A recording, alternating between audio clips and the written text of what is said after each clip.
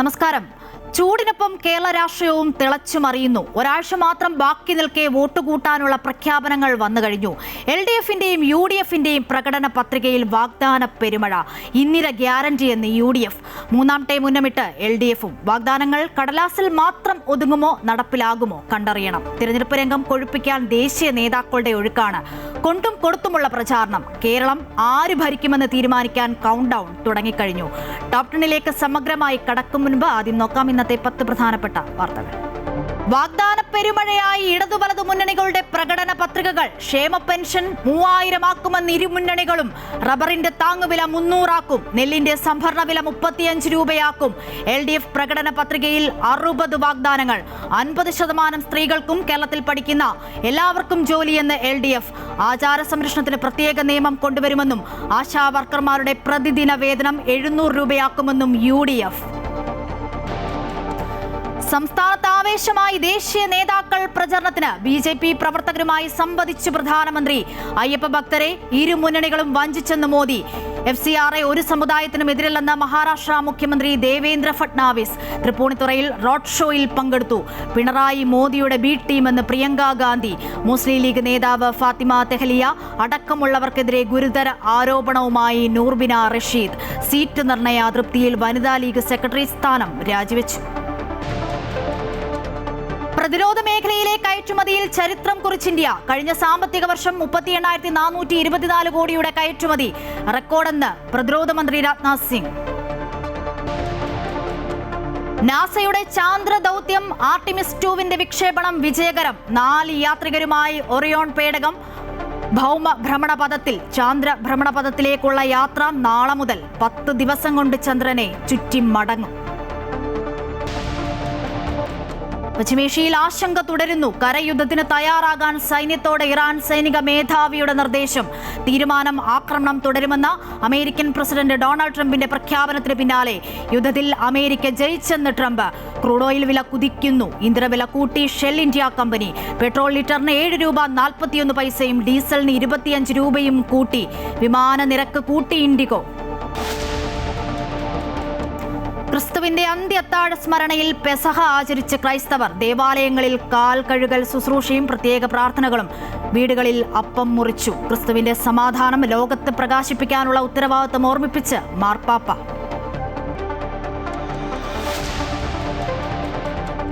പശ്ചിമബംഗാളിലെ മാൾഡയിൽ ജഡ്ജിമാരെ തടഞ്ഞ സംഭവം CBI അന്വേഷിക്കും. നടപടി തിരഞ്ഞെടുപ്പ് കമ്മീഷന്റെ നിർദ്ദേശപ്രകാരം. പശ്ചിമബംഗാൾ സർക്കാരിന് സുപ്രീം കോടതിയുടെ രൂക്ഷ വിമർശനം.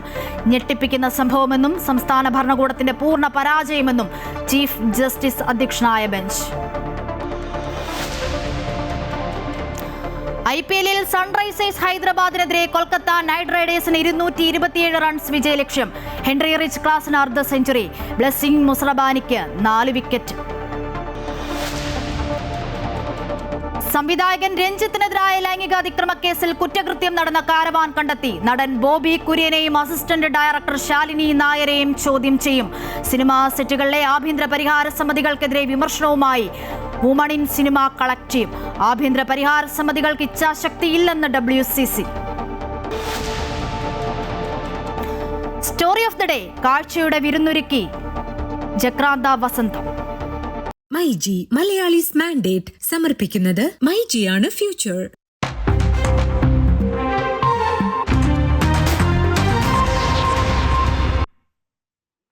ആദ്യം തിരഞ്ഞെടുപ്പ് വാർത്തകൾ സമഗ്രമായി നോക്കാം. വികസനത്തിന്റെ വമ്പൻ വാഗ്ദാനങ്ങളുമായി കേരളം തിരിച്ചുപിടിക്കാൻ UDF. രാഹുൽ ഗാന്ധി പ്രഖ്യാപിച്ച ഇന്ദിര ഗ്യാരണ്ടി വാഗ്ദാനങ്ങളിൽ ഊന്നി UDFന്റെ പ്രകടന പത്രിക.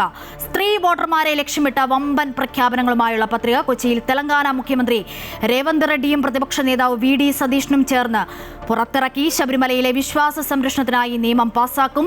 ആശാ വർക്കർമാരുടെ ദിവസവേതനം കുറഞ്ഞത് 700 രൂപയാക്കും. സ്ത്രീകൾക്കായി പ്രത്യേക വാഗ്ദാനങ്ങൾ. സൗജന്യ യാത്രയും ധനസഹായവും തൊഴിലുറപ്പും പ്രകടന പത്രിക ഉറപ്പു നൽകുന്നു.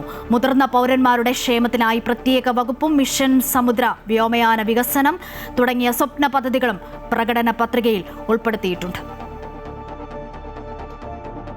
കേരളം ജയിക്കും UDF നയിക്കും എന്ന മുദ്രാവാക്യം മുന്നോട്ട് വെച്ചാണ് UDF പ്രകടന പത്രിക പുറത്തിറക്കിയത്. സ്ത്രീകൾക്ക് KSRTC ബസ്സുകളിൽ സൗജന്യ യാത്ര, കോളേജ് വിദ്യാർത്ഥിനികൾക്ക് 1000 രൂപ പ്രതിമാസം ധനസഹായം, ക്ഷേമ പെൻഷനുകൾ 3000 രൂപയായി വർദ്ധിപ്പിക്കും. എല്ലാ കുടുംബങ്ങൾക്കും 25 ലക്ഷം രൂപ വരെ സൗജന്യ ഉമ്മൻചാണ്ടി ആരോഗ്യ ഇൻഷുറൻസ് തുടങ്ങി നേരത്തെ സൂചിപ്പിച്ച പ്രഖ്യാപനങ്ങൾ കൂടാതെ BPL കുടുംബങ്ങളിലെ രോഗികൾക്കുള്ള ഡയാലിസിസ് സൗജന്യമാക്കും. സർക്കാർ ആശുപത്രികളിലെത്തുന്ന രോഗികൾക്ക് കിടക്ക അവരുടെ അവകാശമാക്കുമെന്നും പ്രകടന പത്രിക വാഗ്ദാനം ചെയ്യുന്നു. സർവകലാശാലകളിലെയും കോളേജുകളിലെയും സ്കൂളുകളിലെയും വിദ്യാർത്ഥികൾക്കെതിരായ ജാതീയമായ വിവേചനങ്ങളും പക്ഷപാതവും അവസാനിപ്പിക്കാൻ രോഹിത് വെമുല ആക്ട് കൊണ്ടുവരും. +1 സീറ്റ് പ്രതിസന്ധിക്ക് ശാശ്വതമായ പരിഹാരം കണ്ടെത്തും. 4000 രൂപ ഒരു പവന് വിലയുണ്ടായിരുന്ന സമയത്ത് 500 കോടി രൂപയുടെ ടാക്സാണ് കിട്ടിയിരുന്നത്. ആണോ? ഇപ്പോൾ 1 ലക്ഷം രൂപയിൽ കൂടുതലായി സ്വർണത്തിന്റെ വില. അപ്പോൾ 25 ഇരട്ടി ടാക്സ് കിട്ടണമായിരുന്നു. 500 കോടിയുടെ 25 ഇരട്ടി കിട്ടണമായിരുന്നു. ഇപ്പോഴും 500 കോടിയാണ് കിട്ടുന്നത്. എവിടെ പോകുന്നു ടാക്സ്? അപ്പം ഞങ്ങൾ അതാണ് പറഞ്ഞത്. ഖജനാവിൻ്റെ ഞങ്ങൾക്കറിയാം എവിടെയൊക്കെയാണ് ലീക്കേജ് എന്ന്. ഞങ്ങൾ സ്റ്റഡി ചെയ്തിട്ട് നമ്മൾ ആ ലീക്കേജ് ഞങ്ങൾ അടയ്ക്കും. സ്വർണത്തിന്റെ ടാക്സ് ഒക്കെ കൂട്ടുന്നു നോക്കുന്നു. യുവജനങ്ങൾക്ക് ബിസിനസ് ആരംഭിക്കുന്നതിന് പലിശരഹിത വായ്പ 5 ലക്ഷം രൂപ, അർഹരായ കുട്ടികൾക്ക് ഇന്ത്യയിലും വിദേശത്തും പഠിക്കുന്നതിനായി KR നാരായണൻ സ്കോളർഷിപ്പ്, പാചകത്തൊഴിലാളികളുടെ ഓണറേറിയം കൂട്ടും, വയനാട് ട്രൈബൽ യൂണിവേഴ്സിറ്റി തുടങ്ങിയവ UDFന്റെ വാഗ്ദാനങ്ങളാണ്. പ്രകടന പത്രികയിലെ വാഗ്ദാനങ്ങൾ നടപ്പാകുമോ എന്ന സന്ദേഹമുള്ളവർക്ക് തെലങ്കാനയിലെത്തി കാര്യങ്ങൾ വിലയിരുത്താമെന്ന് മുഖ്യമന്ത്രി രേവന്ത് റെഡ്ഡി പറഞ്ഞു. People who are discussing or people who are making allegations against Telangana guarantees, I wanted to challenge Mr. Pinarayi Vijaya. Please come. I will organize everything. I will organize a flight. I will organize a team to explain. I will come with you. Otherwise, my manifesto committee chairperson is here, Mr. Sridhar Babu, who is holding now IT and Industries Legislative Affairs Minister. I will ask my minister to accompany with you and your team. Come and see in Telangana how we are implementing our 6 guarantees. Silver line പദ്ധതി നടപ്പിലാക്കില്ലെന്നും അതിനായി കണ്ടെത്തിയ ഭൂമി denotify ചെയ്യുമെന്നും പറയുന്നതിനോടൊപ്പം അതിവേഗ railway ഇടനാഴിയും കോഴിക്കോടും തിരുവനന്തപുരത്തും മെട്രോയുമടക്കം ഗതാഗത രംഗത്ത് മറ്റ് പദ്ധതികളും പ്രഖ്യാപിച്ചിട്ടുണ്ട്. വാഗ്ദാനങ്ങൾ കൃത്യമായി നടപ്പാക്കുന്നുണ്ടോ എന്ന് നിരീക്ഷിക്കാൻ പ്രത്യേക എംപവറിംഗ് കമ്മിറ്റി രൂപീകരിക്കുമെന്നും പ്രകടന പത്രികയിൽ പറയുന്നു. അമൃത ന്യൂസ്, കൊച്ചി. മൂന്നാം ഊഴം ലക്ഷ്യമിട്ട് LDFന്റെ പ്രകടന പത്രികയും ഇന്ന് പുറത്തുവന്നു. 60 ദിന തിരഞ്ഞെടുപ്പ് വാഗ്ദാനങ്ങളാണ് പ്രകടന പത്രികയിൽ. എല്ലാ ക്ഷേമ പെൻഷനുകളും 3000 രൂപയായി വർദ്ധിപ്പിക്കും. കേരളത്തിൽ പഠിച്ചാൽ ജോലി ഉറപ്പ്. കിടപ്പ് രോഗികൾക്ക് സമ്പൂർണ്ണ ആരോഗ്യ പരിരക്ഷ. അങ്ങനെ നീളുന്നു വാഗ്ദാനങ്ങൾ. മുഖ്യമന്ത്രിയും LDF നേതാക്കളും അടങ്ങുന്ന കോഴിക്കോട്ടെ വേദിയിൽ 2 പുസ്തകമായാണ് LDFന്റെ പ്രകടന പത്രിക പുറത്തിറക്കിയത്. 10 വർഷം ഭരിച്ച LDF സർക്കാരിന് ഭരണ തുടർച്ച ആവശ്യമാണെന്ന് ഓർമ്മിപ്പിക്കുന്ന വിധത്തിലാണ് തിരഞ്ഞെടുപ്പ് പ്രകടന പത്രിക പുറത്തിറക്കിയത്. അതിദാരിദ്ര്യമുക്ത കേരളം എന്നതിലൂടെ ലോകത്തിന് മാതൃക കാട്ടിയ സർക്കാർ ഇനി കേവല ദാരിദ്ര്യ നിർമ്മാർജ്ജനമാണ് ലക്ഷ്യമിടുന്നതെന്ന് പ്രകടന പത്രികയിലൂടെ പറയുന്നു. എല്ലാ ക്ഷേമ പെൻഷനുകളും 3000 രൂപയായി വർദ്ധിപ്പിക്കും. എല്ലാവർക്കും പാർപ്പിടം, ആരോഗ്യ ഇൻഷുറൻസ് തുടങ്ങി സാധാരണക്കാരന്റെ ജീവിത നിലവാരം ഉയർത്തുമെന്നാണ് മുഖ്യമന്ത്രി പ്രകടന പത്രിക പ്രകാശനം ചെയ്തുകൊണ്ട് പറഞ്ഞത്. കിടപ്പ് രോഗികൾക്ക് സമ്പൂർണ്ണ പരിരക്ഷ, വിദ്യാർത്ഥികൾക്ക് ക്യാമ്പസ് പ്ലേസ്മെന്റ്, സ്ത്രീകളിൽ 50% പേർക്ക് ജോലിയുറപ്പ്, കേരള ചിക്കൻ മാതൃകയിൽ പോത്ത് ഗ്രാമം, ആട് ഗ്രാമം, മുയൽ ഗ്രാമം പദ്ധതി തുടങ്ങി സകല മേഖലകളെയും പരാമർശിച്ചുകൊണ്ടാണ് പ്രകടന പത്രിക കടന്നുപോകുന്നത്. അതിവേഗ റെയിൽപാതാശ്രമം തുടരും. ജലപാത, water metro, Sabarimala master plan എന്നിവയും പത്രികയിൽ ഇടം പിടിച്ചിട്ടുണ്ട്. പശ്ചിമഘട്ട ഭൂപ്രശ്നങ്ങൾ പരിഹരിക്കാൻ നിയമ ഭേദഗതി വരുത്തും. ഇടുക്കി, വയനാട്, കാസർഗോഡ്, കുട്ടനാട് തീരദേശം എന്നിവയ്ക്ക് വേണ്ടിയുള്ള പ്രത്യേക പാക്കേജുകൾ തുടരുമെന്നും പറയുന്നു. സംസ്ഥാനം നാറ്റിവിറ്റി കാർഡ് നൽകും. വിദേശ സംഭാവന നിയന്ത്രണ നിയമ ഭേദഗതി RSS അവരുടെ ആഭ്യന്തര ശത്രുക്കളെ നേരിടുന്ന രീതിക്ക് ഉദാഹരണമാണെന്ന് മുഖ്യമന്ത്രി പറഞ്ഞു. ഉമ്മൻചാണ്ടി സർക്കാരിന്റെ കാലത്ത് 4 ലക്ഷം വീട് നിർമ്മിച്ചു എന്ന പ്രതിപക്ഷ നേതാവിന്റെ പ്രചരണം തെറ്റാണെന്ന് ആവർത്തിച്ച മുഖ്യമന്ത്രി നിയമസഭയിൽ 4000 വീടുകളുടെ കണക്കാണ് ഉമ്മൻചാണ്ടി അവതരിപ്പിച്ചതെന്നും പറഞ്ഞു. ഞാൻ നുണ പറഞ്ഞതല്ല. 2011-16 കാലത്തെക്കുറിച്ച് ഇങ്ങനെയൊരു തെറ്റായ പ്രചരണം കുറച്ച് കാലമായി നടത്തിക്കൊണ്ടിരിക്കുന്നുണ്ട്. 4 ലക്ഷത്തിലധികം വീട് നിർമ്മിച്ചിട്ടുണ്ട്. യഥാർത്ഥത്തിൽ എത്ര വീട് നിർമ്മിച്ചു എന്നത് അന്നത്തെ മുഖ്യമന്ത്രി തന്നെ വെളിപ്പെടുത്തിയ കാര്യമാണ് ഞാൻ എടുത്തു പറഞ്ഞത്. ജനകീയ ആസൂത്രണം പുതിയ രൂപത്തിൽ നടപ്പിലാക്കും. ഉദാരവൽക്കരണ സ്വകാര്യവൽക്കരണ നയങ്ങൾക്ക് ഫെഡറൽ സംവിധാനത്തിന്റെ പരിമിതികൾക്കുള്ളിൽ നിന്നുകൊണ്ടുള്ള ബദൽ സൃഷ്ടിക്കുകയാണ് ലക്ഷ്യമെന്ന് പറഞ്ഞുകൊണ്ടാണ് LDF മാനിഫെസ്റ്റോ അവസാനിപ്പിക്കുന്നത്. MM Ragesh, Amrita news, Kozhikode.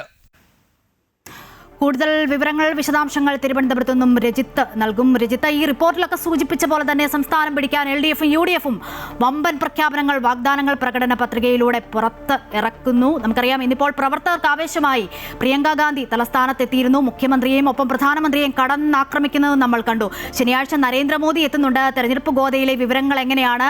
തെരഞ്ഞെടുപ്പ് പ്രചാരണമൊക്കെ എങ്ങനെ ചൂടുപിടിക്കുന്നു രജിത്ത്?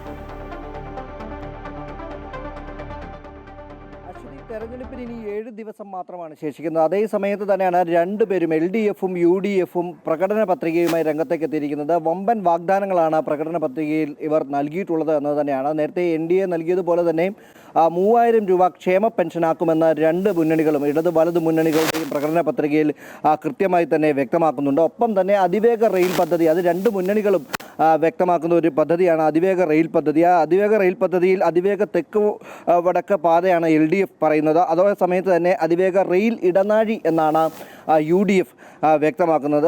ഒപ്പം തന്നെ ശബരിമലയിലെ മാസ്റ്റർ പ്ലാനുമായി ബന്ധപ്പെട്ടുകൊണ്ടുള്ള LDFിൻ്റെ വാഗ്ദാനം, ശബരിമല മാസ്റ്റർ പ്ലാൻ വരുന്ന 5 വർഷത്തിനുള്ളിൽ തന്നെ പൂർത്തിയാക്കും എന്നാണ് വ്യക്തമാക്കുന്നത്. ഒപ്പം തന്നെ റബ്ബറിന് താങ്ങുവില, അത് രണ്ട് മുന്നണികളും വ്യക്തമാക്കുന്ന കാര്യമാണ്. റബ്ബറിന് താങ്ങുവില 300 രൂപയാക്കി ഉയർത്തും എന്ന് പറയുന്നത്. അതേ സമയത്ത് തന്നെയാണ് നെല്ലിൻ്റെ സംഭരണ വില 35 രൂപ, അത് താങ്ങുവില 35 രൂപയാക്കുമെന്ന് രണ്ട് മുന്നണികളും വ്യക്തമാക്കുന്നു. അങ്ങനെ പല വിഷയങ്ങളിൽ ഒരേ രീതിയിൽ തന്നെയാണ് മുന്നണികളുടെ പ്രകടന പത്രികയിൽ ഉള്ളത് എന്നതാണ് എടുത്തു പറയേണ്ട ഒരു കാര്യം. അത് രണ്ടും ഒരേ സമയത്ത് തന്നെ ഈ മുന്നണികൾ പ്രഖ്യാപിച്ചിരിക്കുന്നു എന്നതും ഏറ്റവും പ്രധാനപ്പെട്ട കാര്യമാണ്. LDFിൻ്റെ കാര്യത്തിൽ എയിംസ് ആണ് പ്രധാന ഒരു കാര്യമായി അവർ പറയുന്നത്. എയിംസ് നടപ്പാക്കിയില്ലെങ്കിൽ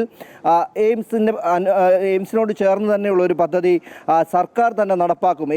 എയിംസിൻ്റെ രൂപത്തിലുള്ള ആരോഗ്യ കേന്ദ്രം അത് സർക്കാർ തന്നെ നടപ്പാക്കുമെന്നും അവർ വ്യക്തമാക്കുന്നു. ഒപ്പം അതിൽ UDF വ്യക്തമാക്കുന്നത് ബിൽ രഹിത വൻകിട ആശുപത്രി, അത് UDFിൻ്റെ വാഗ്ദാനത്തിൽ കൃത്യമായി തന്നെ പറയുന്നു. അതിൽ തന്നെ UDF മറ്റൊരു കാര്യം കൂടി, നാളികേരത്തിന് താങ്ങുവില 45 രൂപയാക്കും എന്ന കാര്യം കൂടി UDF വ്യക്തമാക്കുന്നുണ്ട്. വയോജന ക്ഷേമത്തിനും യുവാക്കൾക്കും ഒരേപോലെ തന്നെ രണ്ട് മുന്നണികളും മുൻതൂക്കം നൽകിയിരിക്കുന്നു എന്നതാണ് മറ്റൊരു പ്രധാനപ്പെട്ട കാര്യം. ശബരിമല സ്വർണ്ണക്കൊള്ളയുമായി ബന്ധപ്പെട്ട കാര്യങ്ങളിൽ LDF സർക്കാർ യാതൊരു തരത്തിലുള്ള അഭിപ്രായ പ്രകടനങ്ങളും നടത്തിയിട്ടില്ലെങ്കിൽ ഈ ശബരിമല കൊള്ളയുമായി ബന്ധപ്പെട്ടുകൊണ്ട് ഉള്ള ആളുകൾക്ക്, അതിൽ ഉൾപ്പെട്ടിട്ടുള്ളവർക്ക് ശിക്ഷ ഉറപ്പാക്കുമെന്ന കാര്യമാണ് UDF വ്യക്തമാക്കിയിരിക്കുന്നത്. ഒപ്പം തന്നെ ആചാര സംരക്ഷണത്തിന് പ്രത്യേക നിയമം കൂടി കൊണ്ടുവരും എന്ന കാര്യം കൂടി അവർ വ്യക്തമാക്കുന്നു.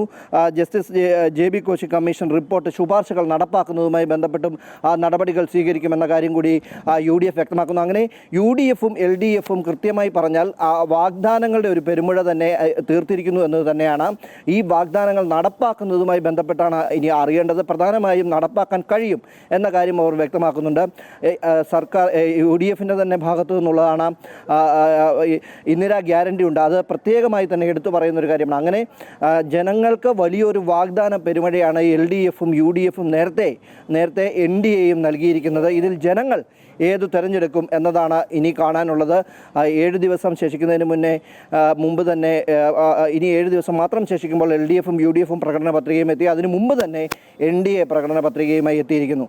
ഇതിൽ ജനങ്ങൾ സ്വീകരിക്കുന്നതാണ് ഇനി കാണേണ്ടത്. അശ്വതി. ശരി, വിശദമായ വിവരങ്ങളാണ് തിരുവനന്തപുരത്തു നിന്നും രജിത്ത് നൽകിയത്. നിയമസഭാ തെരഞ്ഞെടുപ്പിൽ മത്സരിക്കുന്നത് പദവി ആഗ്രഹിച്ചല്ലെന്നും നിയമം നിയോജക മണ്ഡലത്തിൽ വികസനം സാധ്യമാക്കാനെന്നും BJP സംസ്ഥാന അധ്യക്ഷനും NDA സ്ഥാനാർത്ഥിയുമായ രാജീവ് ചന്ദ്രശേഖർ. CPI വിട്ടുവന്ന മുൻ കൗൺസിലർ അടക്കമുള്ളവർ രാജീവ് ചന്ദ്രശേഖറിൽ നിന്നും ഇന്ന് BJP അംഗത്വവും സ്വീകരിച്ചു. നേമത്ത് പോരാട്ടച്ചൂട് കനക്കുകയാണ്. NDAയുടെ നേമം നിയോജക മണ്ഡലത്തിലെ സ്ഥാനാർത്ഥി രാജീവ് ചന്ദ്രശേഖർ വികസിത നേമം മാർഗരേഖ പുറത്തിറക്കി. Thiruvananthapuram corporation mayor VV Rajesh, deputy mayor Ashanath തുടങ്ങിയവരും പരിപാടിയുടെ ഭാഗമായി.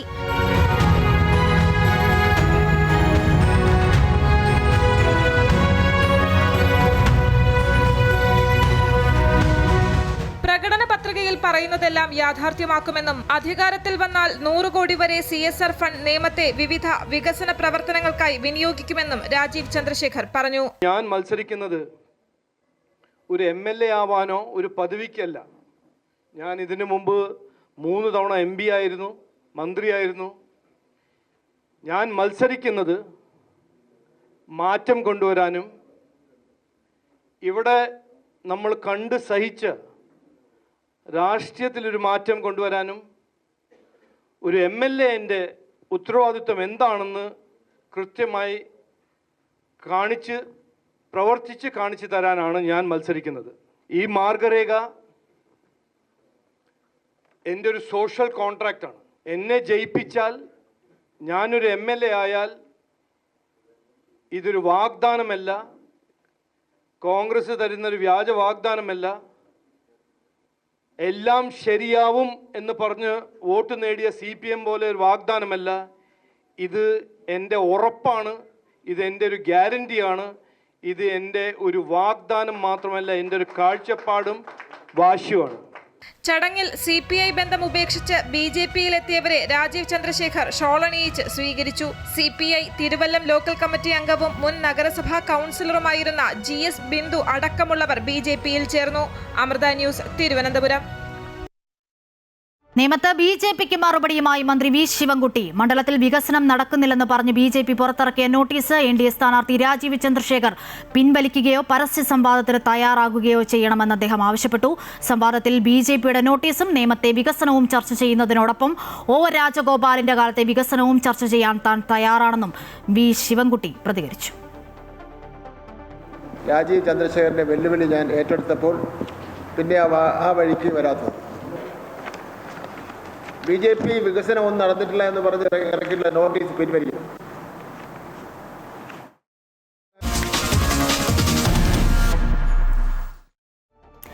തിരഞ്ഞെടുപ്പ് പ്രചാരണത്തിന് ചൂടേകി കേരളത്തിലെ നേതാക്കളുമായി സംവദിച്ച് പ്രധാനമന്ത്രി നരേന്ദ്രമോദി. ശബരിമലയിലെ സ്വർണം മുഴുവൻ മോഷ്ടിച്ചു. വിശ്വാസവഞ്ചന കാണിച്ച ഇരു മുന്നണികളെയും കരുതിയിരിക്കണമെന്നും പ്രധാനമന്ത്രി പറയുന്നു. ഇടതും വലതും പരസ്പരം മത്സരിക്കാൻ ശ്രമിക്കുന്നതിനേക്കാൾ BJPയാണ് ഇരു മുന്നണിയും ലക്ഷ്യം വെക്കുന്നത്. ബൂത്തുകളിൽ പ്രവർത്തനം ശക്തമാക്കി മികച്ച വിജയം നേടാനാകണമെന്നും പ്രധാനമന്ത്രി സംസ്ഥാനത്തെ നേതാക്കളോട് പറഞ്ഞു. സംസ്ഥാനത്തെ എല്ലാ ജില്ലാ കേന്ദ്രങ്ങളിൽ നിന്നുമാണ് നേതാക്കൾ പ്രധാനമന്ത്രിയുമായി സംവദിച്ചത്. തിരുവനന്തപുരത്ത് പാർട്ടി കേരള പ്രഭാരി പ്രകാശ് ജാവേദ്കർ, മേയർ VV രാജേഷ് തുടങ്ങിയ നേതാക്കൾ പങ്കെടുത്തു. बेईमानी कर रहे हैं, कोऑपरेटिव बैंकों में आपकी जमा पूंजी को कैसे बर्बाद कर रहे हैं, ये सब कुछ जनता देख रही है. और UDFന്റെ തിരഞ്ഞെടുപ്പ് പ്രചാരണത്തിന് ആവേശം പകർന്ന് പ്രിയങ്ക ഗാന്ധി. സംസ്ഥാനത്ത് കൊല്ലത്തെയും തിരുവനന്തപുരത്തെയും പൊതുയോഗങ്ങളിൽ പങ്കെടുത്ത പ്രിയങ്ക പ്രധാനമന്ത്രി നരേന്ദ്രമോദിയെയും മുഖ്യമന്ത്രിയെയും ഇന്ന് കടന്നാക്രമിച്ചു. So what is happening here? What is happening is that you have a leadership and a government that is only interested in retaining power and in its own corruption. പശ്ചിമേഷ്യയിലെ സംഘർഷവും പ്രിയങ്ക ഗാന്ധി പരാമർശിച്ചു. മോദി സർക്കാർ നയം അവിടെയുള്ള ഇന്ത്യക്കാർക്ക് സുരക്ഷ നൽകുന്നില്ല. മോദി അമേരിക്കയുടെ മുന്നിൽ തലകുനിച്ചു. നമ്മുടെ ഊർജ്ജ സുരക്ഷ അമേരിക്കയ്ക്ക് തീരെഴുതിയെന്നും മോദി ഭീരുവാണെന്നും വിമർശനം. I am sorry to say, my sisters and brothers, that whether it is Kerala today or India, we are being ruled by cowards. And Narendra Modi ji, our Prime Minister, bows to the Americans and bows to Israel to protect himself. മുഖ്യമന്ത്രി പിണറായി വിജയൻ നരേന്ദ്രമോദിയുടെ B ടീമാണെന്നും Priyanka Gandhi തുറന്നടിച്ചു. സ്വന്തം സുരക്ഷയ്ക്കായി മുഖ്യമന്ത്രി മോദിയുടെ മുന്നിൽ തലകുനിച്ച് നിൽക്കുകയാണെന്നും പ്രിയങ്ക പറഞ്ഞു. Your chief minister here bows to Narendra Modi to protect himself and his own corruption. കേരളത്തിന് പുതിയ സർക്കാർ അത്യാവശ്യമാണെന്നും ജനങ്ങളോട് മികച്ച ഭാവിക്ക് വേണ്ടി വോട്ട് ചെയ്യണമെന്നും പ്രിയങ്ക ഗാന്ധി ആഹ്വാനം ചെയ്തു. ഇന്ദിരാ ഗ്യാരണ്ടിയെക്കുറിച്ച് ഓർപ്പിച്ച പ്രിയങ്ക ഗാന്ധി പുതിയ സർക്കാർ അധികാരത്തിൽ വരുമെന്നും പറഞ്ഞു. അമൃത ന്യൂസ്, തിരുവനന്തപുരം. തൃപ്പൂണിത്തുറയിലെ NDA തിരഞ്ഞെടുപ്പ് പ്രചാരണത്തിന് ആവേശം പകർന്ന് മഹാരാഷ്ട്ര മുഖ്യമന്ത്രി ദേവേന്ദ്ര ഫട്നാവിസ്. സ്ഥാനാർത്ഥി അഞ്ജലി നായർക്കൊപ്പം റോഡ് ഷോയിൽ അദ്ദേഹം പങ്കെടുത്തു. 2020 chief coordinator Sabu M Jacob ഉൾപ്പെടെ NDAയുടെ നേതാക്കളെല്ലാം പരിപാടിയുടെ ഭാഗമായി തീർന്നു. തുടർന്ന് നടന്ന പൊതുസമ്മേളനത്തിൽ UDF LDF മുന്നണികളെ അദ്ദേഹം രൂക്ഷമായി വിമർശിച്ചു. ഇത്തവണ കേരളത്തിൽ BJP സർക്കാർ ഉണ്ടാകുമെന്നും LDFും UDFും അഴിമതിയിൽ ഒറ്റക്കെട്ടാണെന്നും അദ്ദേഹം കുറ്റപ്പെടുത്തി. FCRA ഒരു സമുദായത്തിനും എതിരല്ലെന്നും കള്ളപ്പണം ഒഴിവാക്കാൻ വേണ്ടി നിയമ ഭേദഗതിയെന്നും മഹാരാഷ്ട്ര മുഖ്യമന്ത്രി മാധ്യമങ്ങളോട് പറഞ്ഞു. राजनीति करती है, अपीजमेंट की राजनीति नहीं करती.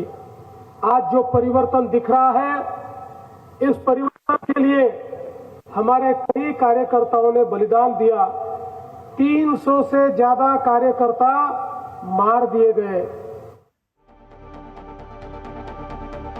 പാലക്കാട്ടെ UDF സ്ഥാനാർത്ഥി രമേശ് പിഷാരടിയെ തടഞ്ഞ സംഭവത്തെ രാഷ്ട്രീയ ആയുധമാക്കി കോൺഗ്രസ്. BJPക്ക് പരാജയഭീതിയാണെന്ന് കോൺഗ്രസ് നേതാക്കൾ ആരോപിച്ചു.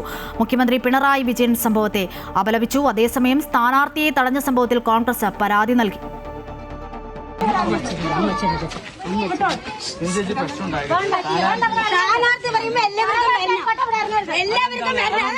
പാലക്കാട് സ്ഥാനാർത്ഥി പര്യടനത്തിനിടെ BJP പ്രവർത്തകർ രമേശ് പിഷാരടിയെ തടഞ്ഞത് പരാജയഭീതിയെ തുടർന്നെന്ന് KC വേണുഗോപാൽ MP പറഞ്ഞു.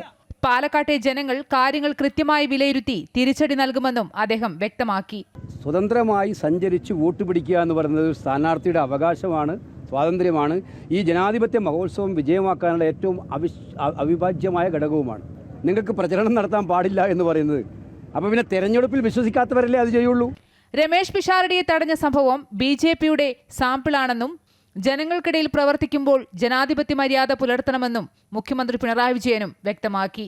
കണ്ടില്ലേ BJPയുടെ അസഹിഷ്ണുതയുടെ രൂപം? ഏതെങ്കിലും ഒരു കൂട്ടർക്ക് മറ്റൊരു സ്ഥാനാർത്ഥി പദവി നടത്താൻ പാടില്ല എന്ന് പറയാൻ പറ്റുമോ? BJP മറ്റുള്ളിടത്ത് കാണിക്കുന്നതിന്റെ ഒരു സാമ്പിൾ ഇപ്പോ പാലക്കാട് കാണിച്ചിരിക്കുന്നു. അതാണ് നാം കാണേണ്ടത്. തന്റെ ആവശ്യപ്രകാരമാണ് പ്രതിഷേധ പ്രകടനങ്ങൾ വേണ്ടെന്ന് വെച്ചതെന്ന് രമേശ് പിഷാരടി പ്രതികരിച്ചു. മാത്രമല്ല BJP എന്തെങ്കിലും തരത്തിലുള്ള ഒരു ചെറിയ കുത്തിത്തിരിപ്പുണ്ടാക്കുകയും അതൊരു അങ്ങോട്ടും ഇങ്ങോട്ടുമുള്ള പ്രകടനവും പന്തം കൊളുത്തി റോട്ടിലേക്ക് ഇറങ്ങലും ഒക്കെയുള്ള പരിപാടികളായി മാറുകയും അതിൽ നിന്ന് വെള്ളം കലക്കിയ ശേഷം എന്തെങ്കിലും മീൻ കിട്ടുമെന്ന് നോക്കുന്നൊരവസ്ഥ ഉള്ളതുകൊണ്ട് ഇത് കലങ്ങാതെ സൂക്ഷിക്കുക എന്നുള്ളത് നമ്മുടെ ഉത്തരവാദിത്തമാണ്. പെസഹ വേഴയായിട്ട് ഒരു പ്രതിഷേധവുമായി ബന്ധപ്പെട്ട് ഇപ്പോൾ നമ്മൾ ഇറങ്ങണ്ട, നമ്മുടെ ഫോക്കസ് മാറണ്ട, പ്രചരണത്തിൽ തന്നെ നമ്മൾ സൂക്ഷിക്കുക. സംഭവത്തിൽ പാലക്കാട് ബ്ലോക്ക് കോൺഗ്രസ് കമ്മിറ്റി പാലക്കാട് DYSPക്ക് പരാതി നൽകിയിട്ടുണ്ട്. അതേസമയം സ്ത്രീവിരുദ്ധ പരാമർശം നടത്തിയതിന്റെ പേരിലാണ് രമേശ് പിഷാരടിയെ തടഞ്ഞത് എന്ന ആരോപണത്തിൽ ഉറച്ചു നിൽക്കുകയാണ് BJP. അമൃത ന്യൂസ്, പാലക്കാട്. ഫാത്തിമ തെഹ്ലി അടക്കമുള്ള വനിതാ നേതാക്കൾക്കെതിരെ ഗുരുതര ആരോപണമായി നൂർബിന റഷീദ്. സീറ്റ് നൽകാതെ MK മുനീറിനോട് അനീതി കാണിച്ചെന്നും ആരോപണം. സീറ്റ് നിർണയത്തിലെ അതൃപ്തിയിൽ പ്രതിഷേധിച്ച് വനിതാ ലീഗ് സെക്രട്ടറി സ്ഥാനവും നൂർബിന റഷീദ് ഇന്ന് രാജിവെച്ചു. ഹരിതയുടെ നേതൃനിരയിൽ ഉണ്ടായിരുന്ന ഫാത്തിമ തഹ്ലിയെ അടക്കമുള്ളവർ PK നവാസിനെതിരെ ലൈംഗികാരോപണം ഉന്നയിച്ചവരാണ്. പരാതി കോടതി വരെ എത്തിയെങ്കിലും പിന്നീട് ഇവർ പിന്മാറി. ആരോപണം സത്യമായിരുന്നുവെങ്കിൽ സത്യത്തിനു വേണ്ടി ഇവർ പോരാടണമായിരുന്നു. മൂല്യങ്ങളിൽ നിന്ന് വ്യതിചലിച്ചവരാണിവർ. ഗൾഫ് രാജ്യങ്ങളിലടക്കം ഇവർ ഇടയ്ക്കിടെ പോകുന്നത് എന്തിനു വേണ്ടിയാണെന്നും നൂർബിന റഷീദ് ചോദിച്ചു. ഈ ലൈംഗികാരോപണം സത്യമാണെങ്കിൽ അത് അവർ ഏതറ്റം വരെയും ഫൈറ്റ് ചെയ്യണം. അവിടെയാണ് സ്ത്രീത്വം. ഫൈറ്റിംഗ് സ്പിരിറ്റാണ് സ്ത്രീത്വം. എന്താ പറയുന്നത്? സ്ത്രീയുടെ ലൈംഗിക ആരോപണം എന്ന് പറയുമ്പം അതൊരു സ്ത്രീക്ക് മാത്രം നേരിടുന്നതല്ല, കേരളത്തിലെ മുഴുവൻ സഹോദരിമാർക്കും ഉണ്ടാവുന്നതിന് തുല്യമാണ്. പ്രത്യേകിച്ച് ഒരു പൊതുപ്രവർത്തക, രാഷ്ട്രീയ പ്രവർത്തക, വളർന്നു വരുന്ന തലമുറ. പക്ഷേ ആ ആരോപണം ഉണ്ടായപ്പോൾ അവർ കോടതി വരെ എത്തി. കോടതിയിൽ എന്താ ഉണ്ടായത്? ഒരു മടിയുമില്ലാതെ അത് പിൻവലിക്കേണ്ട ഗതികേട് വന്നില്ലേ? ഫോട്ടോഷൂട്ടിന് വേണ്ടിയല്ല സമരം ചെയ്യേണ്ടതെന്നും റീൽസിലൂടെയല്ല റിയൽ ലൈഫിലൂടെയാണ് ജനങ്ങളോട് സംവദിക്കേണ്ടതെന്നും നൂർബിന റഷീദ് പറഞ്ഞു. സ്ഥാനാർത്ഥി നിർണയ ചർച്ചകൾക്കായി തങ്ങൾ കുടുംബത്തെ വനിതാ ലീഗ് കണ്ടിട്ടില്ല. അതേസമയം മുൻ മന്ത്രി കൂടിയായ MK മുനീറിന് അനാരോഗ്യത്തിന്റെ പേരിൽ സീറ്റ് നിഷേധിച്ചത് അനീതിയാണെന്നും അവസാന നിമിഷം വരെ മുനീറിന് സീറ്റ് ലഭിക്കുമെന്ന് പ്രതീക്ഷിച്ചിരുന്നുവെന്നും നൂർബിന റഷീദ് കൂട്ടിച്ചേർത്തു. മുനീർ സാഹിബിനോട് എന്താ കാണിച്ചത്? തീർത്തും അനീതിയല്ലേ. മുനീർ സാഹിബിന് ആരോഗ്യമില്ല. മുനീർ സാഹിബിനെതിരെ ഒരുപാട് അറ്റാക്ക് സ്ഥാനാർത്ഥി പ്രഖ്യാപനത്തിന് മുമ്പ് വന്നു. മുനീർ സാഹിബിന് ലാസ്റ്റ് വരെ സീറ്റ് കൊടുക്കുമെന്ന് അദ്ദേഹത്തെ മോഹിപ്പിച്ചു, പറഞ്ഞു, ഉറപ്പിച്ചു, വാഗ്ദാനം നൽകി. അങ്ങനെ ലാസ്റ്റ് മിനിറ്റ് മുനീർ സാഹിബിനെ ഒഴിവാക്കി. വനിതാ ലീഗിന് അർഹമായ പരിഗണന ലഭിക്കാത്തതിൽ പ്രതിഷേധിച്ചാണ് നൂർബിന റഷീദ് വനിതാ ലീഗ് ദേശീയ ജനറൽ സെക്രട്ടറി സ്ഥാനം രാജിവെച്ചത്. രാജിപ്രഖ്യാപനം ഇമെയിൽ വഴി ലീഗ് നേതൃത്വത്തിന് കൈമാറി. എന്നാൽ ലീഗിന്റെ അംഗത്വത്തിൽ നിന്നും രാജിവെച്ചിട്ടില്ല. അമൃത ന്യൂസ്, കോഴിക്കോട്. വനിതാ ലീഗ് ദേശീയ സെക്രട്ടറി നൂർബിന റഷീദിന്റെ പരസ്യ പ്രതികരണത്തിൽ വിശദീകരണം തേടിയെന്ന് PK കുഞ്ഞാലിക്കുട്ടി. വിശദീകരണം ലഭിച്ച ശേഷം കൂടുതൽ പറയാമെന്നും കുഞ്ഞാലിക്കുട്ടി ഇന്ന് മലപ്പുറത്ത് പറഞ്ഞു. എന്നാൽ നൂർബിന റഷീദിനെ തള്ളി MK മുനീർ MLAയും രംഗത്തെത്തി.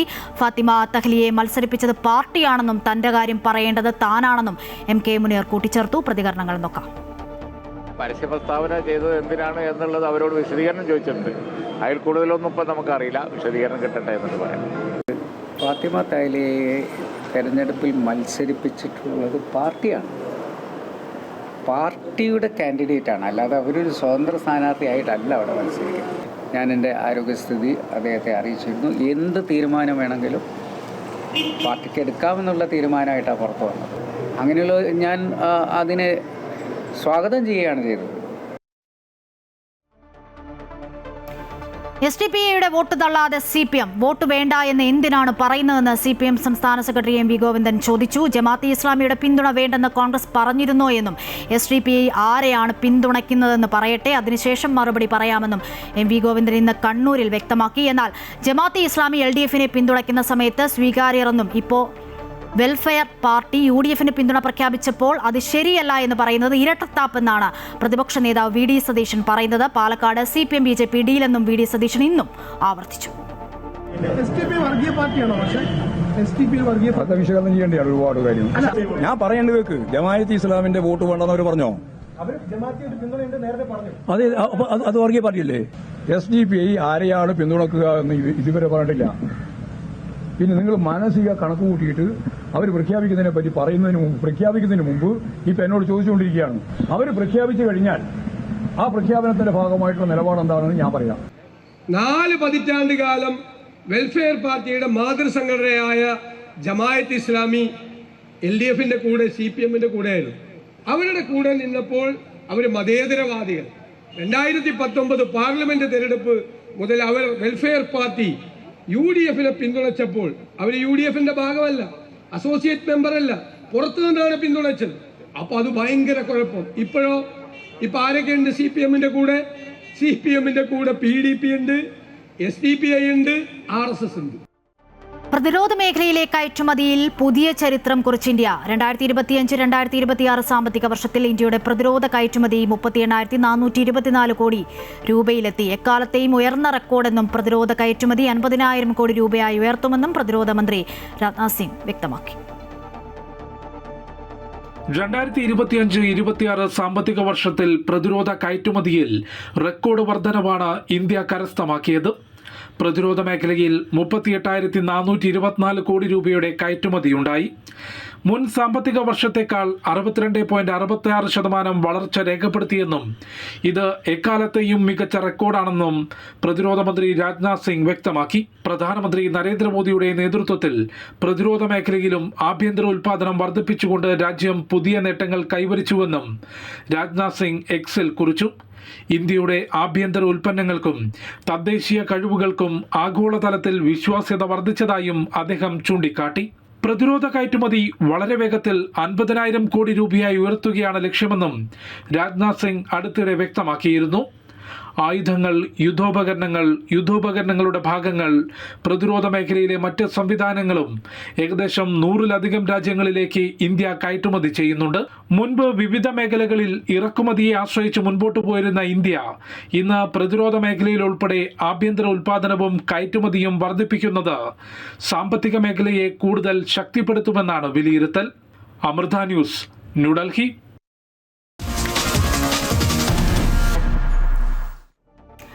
ചരിത്രം സൃഷ്ടിച്ച നാസയുടെ ആർട്ടിമിസ് 2 ദൗത്യം മനുഷ്യനെ ചന്ദ്രന്റെ ഭ്രമണപഥത്തിലെത്തിക്കുന്ന ദൗത്യത്തിന്റെ വിക്ഷേപണം ഇന്ത്യൻ സമയം പുലർച്ചെ 4:06 നടന്നു.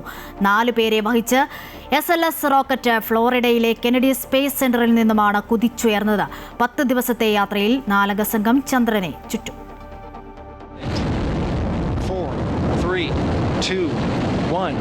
Booster ignition. Artemis 2 now bound for the moon. നാസയുടെ നേതൃത്വത്തിൽ നടക്കുന്ന ആർട്ടിമിസ് പ്രോഗ്രാമിലെ മനുഷ്യസഞ്ചാര ദൗത്യമാണ് ആർട്ടിമിസ് 2. 4 ബഹിരാകാശ യാത്രികർ ചന്ദ്രനെ വലം വച്ച് ഭൂമിയിലേക്ക് തിരികെ വരുന്ന പരീക്ഷണ പറക്കലാണിത്. ഈ ദൗത്യത്തിൽ ബഹിരാകാശ പേടകം ചന്ദ്രന്റെ ഉപരിതലത്തിൽ ലാൻഡിംഗ് നടത്തില്ല. ചന്ദ്രനിലേക്കും പിന്നീട് ചൊവ്വയിലേക്കും മനുഷ്യനെ സ്ഥിരമായി എത്തിക്കാനുള്ള നാസയുടെ ബൃഹത്തായ പദ്ധതിയുടെ നിർണായകമായ ഒരു ചുവടുവയ്പായാണ് ആർട്ടിമിസ് 2വിനെ കണക്കാക്കുന്നത്. ലോകത്തിലെ ഏറ്റവും കരുത്തുറ്റ റോക്കറ്റായ സ്പേസ് ലോഞ്ച് സിസ്റ്റമാണ് വിക്ഷേപണത്തിനായി ഉപയോഗിച്ചത്. ഇന്റഗ്രിറ്റി എന്ന് പേരിട്ടിരിക്കുന്ന ഓറിയൺ ക്യാപ്സ്യൂളിലാണ് യാത്രികർ സഞ്ചരിക്കുന്നത്. ഓറിയൺ ബഹിരാകാശ പേടകത്തിലെ ജീവൻ നിലനിർത്തുന്ന വസ്തുക്കളും മറ്റ് നിർണായക സംവിധാനങ്ങളും ആർട്ടിമിസ് 2 ദൗത്യത്തിൽ പരിശോധിക്കും. ദൗത്യത്തിലെ കണ്ടെത്തലുകളും പരീക്ഷണങ്ങളും അനുഭവ സമ്പത്തും ചന്ദ്രനിലേക്ക് ഇറങ്ങുന്ന അടുത്ത ദൗത്യം ആർട്ടിമിസ് 3യെ കൂടുതൽ എളുപ്പമാക്കും. Reid Wiseman, Victor Glover, Christina Koch, Jeremy Hansen എന്നിവരാണ് ദൗത്യത്തിൽ പങ്കെടുക്കുന്ന സഞ്ചാരികൾ. ഒരു സ്ത്രീയും ഒരു കറുത്ത വർഗ്ഗക്കാരനും ഭാഗമാകുന്ന ചരിത്രത്തിലെ ആദ്യ മനുഷ്യചാന്ദ്ര ദൗത്യമാണിത്. മനുഷ്യരുമായി ഒരു ബഹിരാകാശ യാനവും ചെന്നിട്ടില്ലാത്ത അത്രയും ദൂരത്തിൽ ദൗത്യത്തിന്റെ ഒരു ഘട്ടത്തിൽ ഓറിയോൺ എത്തും. റൈസ് എന്ന ചെറുപാവയും സംഘത്തോടൊപ്പമുണ്ട്.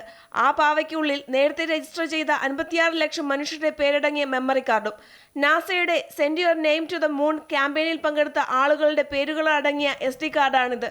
ബഹിരാകാശ പര്യവേക്ഷണത്തിൽ സാധാരണ ജനങ്ങൾക്കും പങ്കാളിത്തവും താല്പര്യവും ഉള്ളതാക്കാൻ ലക്ഷ്യമിട്ടാണിത്. ജീവൻ രക്ഷാ സംവിധാനങ്ങളടക്കം പരീക്ഷിക്കുന്നതിനായി ചന്ദ്രന് ചുറ്റും പേടകം അതിവേഗം കറങ്ങും. ഭാവിയിലെ ചന്ദ്രനിലേക്കുള്ള യാത്രകൾക്കുള്ള നിർണായകമായ പരിശീലനമായി കണക്കാക്കപ്പെടുന്നതാണ് ഈ ദൗത്യം. സാങ്കേതിക തകരാറുകളെ തുടർന്നാണ് ഫെബ്രുവരിയിൽ നടക്കേണ്ടിയിരുന്ന ദൗത്യം നീണ്ടത്.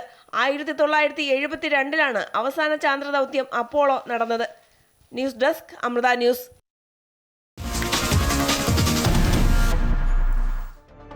പശ്ചിമേഷ്യൻ മേഖലയിൽ യുദ്ധഭീതി വർദ്ധിപ്പിച്ചുകൊണ്ട് ഏത് നിമിഷവും കരയുദ്ധം ഉണ്ടായേക്കാനുള്ള സാധ്യതയേറുന്നു. അമേരിക്കൻ പ്രസിഡന്റ് ഡൊണാൾഡ് ട്രംപ് ഇന്ന് രാവിലെ നടത്തിയ വാർത്താ സമ്മേളനത്തിന് പിന്നാലെയാണ് അതിവേഗം കരയുദ്ധത്തിന് ഇറാൻ സജ്ജമാകുന്നത്. ഇത് സംബന്ധിച്ച് ഇറാൻ സൈനിക മേധാവി സേനാംഗങ്ങൾക്ക് നിർദ്ദേശം നൽകി. അമേരിക്കയുമായുള്ള സംഘർഷം രൂക്ഷമാകുന്ന സാഹചര്യത്തിൽ ഏത് ആക്രമണത്തെയും നേരിടാൻ പൂർണ്ണ സജ്ജരാകാനാണ് ഇറാന്റെ സൈനിക മേധാവി അമീർ ഹദാമി സൈനിക കമാൻഡർമാർക്ക് നിർദ്ദേശം നൽകിയത്. ശത്രുവിന്റെ നീക്കങ്ങളെ അതീവ ജാഗ്രതയോടും സൂക്ഷ്മതയോടും നിരീക്ഷിക്കാനും ഹദാമി ഓപ്പറേഷണൽ യൂണിറ്റുകളോട് ആവശ്യപ്പെട്ടു. ശത്രുക്കൾ കരയാക്രമണത്തിന് ശ്രമിച്ചാൽ ഒരു ശത്രു സൈനികൻ പോലും അതിജീവിക്കരുതെന്നും നിർദ്ദേശിച്ചതായാണ് റിപ്പോർട്ടുകൾ. മറ്റ് 3 സൈനിക കമാൻഡർമാർക്കൊപ്പമിരുന്ന് 12ഓളം പേരുമായി ഹദാമി വീഡിയോ കോളിൽ സംസാരിക്കുന്ന ദൃശ്യങ്ങൾ ഇറാൻ മാധ്യമങ്ങൾ പുറത്തുവിട്ടു. വരും ആഴ്ചകളിൽ ഇറാനെതിരെ ശക്തമായ സൈനിക നടപടി ഉണ്ടാകുമെന്ന അമേരിക്കൻ പ്രസിഡന്റ് ഡൊണാൾഡ് ട്രംപിന്റെ മുന്നറിയിപ്പുകൾക്ക് പിന്നാലെയാണ് ഇറാന്റെ ഈ നീക്കം. ഇറാനെതിരായ യുദ്ധത്തിൽ അമേരിക്ക ജയിച്ചുവെന്ന് അമേരിക്കൻ ജനതയെ അഭിസംബോധന ചെയ്ത് പ്രസിഡന്റ് ഡൊണാൾഡ് ട്രംപ് പറഞ്ഞിരുന്നു. ഇറാന്റെ നേതൃനിര ഒന്നടങ്കം നശിച്ചുവെന്നും മിസൈലുകളും ഡ്രോണുകളും വിക്ഷേപിക്കാനുള്ള ശേഷി ഗണ്യമായി കുറഞ്ഞെന്നുമാണ് ട്രംപ് പറഞ്ഞത്. ഇറാന് നിർണായകമായ തിരിച്ചടി നൽകിയതിന് യുഎസിലെ സായുധ സേനയെ ട്രംപ് പ്രശംസിക്കുകയും ചെയ്തു. തങ്ങൾ പ്രധാന യുദ്ധലക്ഷ്യങ്ങൾ കൈവരിക്കുന്നതിന്റെ വക്കിലാണ്. ഈ സൈനിക നടപടി ഉടൻ തന്നെ പൂർണ്ണമാകുമെന്നും ട്രംപ് വ്യക്തമാക്കിയിരുന്നു. അതിനിടെ അമേരിക്കൻ ജനതയ്ക്ക് ഇറാൻ പ്രസിഡന്റ് തുറന്ന കത്തയച്ചു. സാധാരണക്കാരോട് ഒരു ശത്രുതയും ഇല്ലെന്ന് കത്തിൽ പറയുന്നു. യുദ്ധവും സമാധാനവും തമ്മിലുള്ള തെരഞ്ഞെടുപ്പ് വരും തലമുറകളുടെ ഭാവി നിർണ്ണയിക്കും. ആധുനിക കാലത്ത് ഇറാൻ ഒരു യുദ്ധവും തുടങ്ങി വെച്ചിട്ടില്ല എന്നും കത്തിൽ പറയുന്നു. News desk Amrita TV. Hormuz കടലിടുക്കിൽ പിടിമുറുക്കി ഇറാൻ. കപ്പലുകൾ പോകുന്നതിന് പുതിയ പ്രോട്ടോകോളുകൾ ഇറക്കി. പടക്കപ്പലുകൾ പ്രത്യേക മാർഗനിർദ്ദേശം പാലിക്കണമെന്നും ഇറാൻ നിർദ്ദേശിക്കുന്നു. എന്നാൽ ചരക്ക് നീക്കം നിലച്ചതിൽ UK വിളിച്ച യോഗത്തിൽ ഇന്ത്യ ആശങ്ക അറിയിച്ചു. സമാധാനം പുനഃസ്ഥാപിക്കണമെന്നും നിർദ്ദേശിച്ചു. ഹോർമുസ് കടലിടുക്ക് അടച്ചിടരുത് എന്നും UN ആവശ്യപ്പെടുന്നു. അമേരിക്കയും ഇസ്രായേലും യുദ്ധം നിർത്തണമെന്നും ഇറാൻ ആക്രമണം നിർത്തണമെന്നും ആന്റോണിയോ ഗുട്ടറസ് ആവശ്യപ്പെട്ടു. യാത്രാ നിരക്ക് കൂട്ടി ഇൻഡിഗോ വിമാന കമ്പനി. ആഭ്യന്തര സർവീസ് നിരക്കും വിദേശ യാത്രാ നിരക്കും കൂട്ടിയിട്ടുണ്ട്. 500 കിലോമീറ്ററിൽ താഴെ കുറഞ്ഞത് 275 രൂപയാണ് കൂടുക. 2500 രൂപ മുതലാണ് വിദേശ യാത്രാ നിരക്കിലെ വർധനവ്. അതിനിടെ സ്വകാര്യ കമ്പനിയായ ഷെൽ ഇന്ത്യ പെട്രോൾ ഡീസൽ വില കൂട്ടിയിട്ടുണ്ട്. പെട്രോൾ ലിറ്ററിന് 7 രൂപ 41 പൈസയും ഡീസലിന് 25 രൂപ 1 പൈസയുമാണ് കൂട്ടിയത്.